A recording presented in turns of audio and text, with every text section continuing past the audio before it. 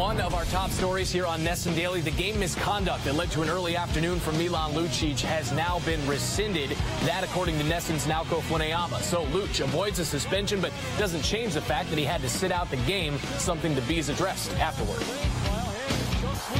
feel bad that they had 7 guys on the ice and Luc was on a change and he gets ejected for coming into my defense.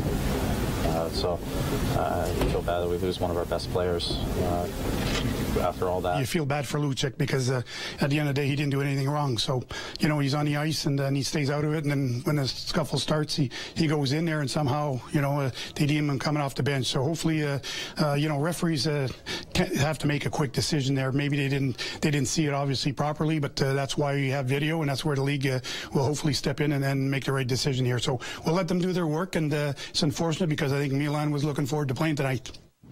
Well, you can't blame the Bees for being frustrated at the officiating on Saturday. The referees opting to call it tight, which played right into Vancouver's style. Dale Arnold, Gord Kluzak, and Barry Peterson have more from the Garden.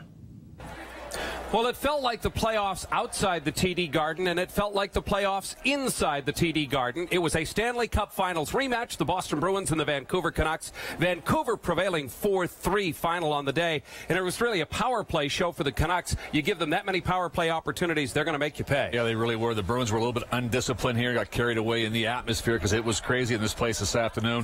When the power play goes 4 for 11, that puts an awful lot of pressure on your even strength, and it was a good hockey game. The Bruins battled hard, controlled the game kind of 5-on-5, but boy, Vancouver's #1 power play was too much today, Gordy. Yeah, the Bruins they lost control of their emotions at time, and that really cost them to give the Canucks a 5-on-3 advantage for the full 2 minutes. And the Bruins did a great job, almost killed that off, and one quick deflection off the skate on Kessler's stick, and the next thing you know, it's a 1-0 game, and then Brad Marchand getting a 5-minute major as well. Anytime you give a team as talented as the Vancouver Canucks 5 consecutive minutes on the power play, they're going to do some damage, and they did. Well, the 4-game Canadian homestand for the Bruins continues on Tuesday night. The Winnipeg Jets come to town, and former Bruin Blake Wheeler is having himself a nice season up there. Yeah, he really is, along with Kane and Bufflin up there in Winnipeg. They're basically only 1 point. They're in 10th place right now. Situation where they're battling strong. The rookie coach, Claude Newell's got them playing well. Pavlik in goal. So people in Winnipeg are extraordinarily excited about having hockey back there, and they also got a good team.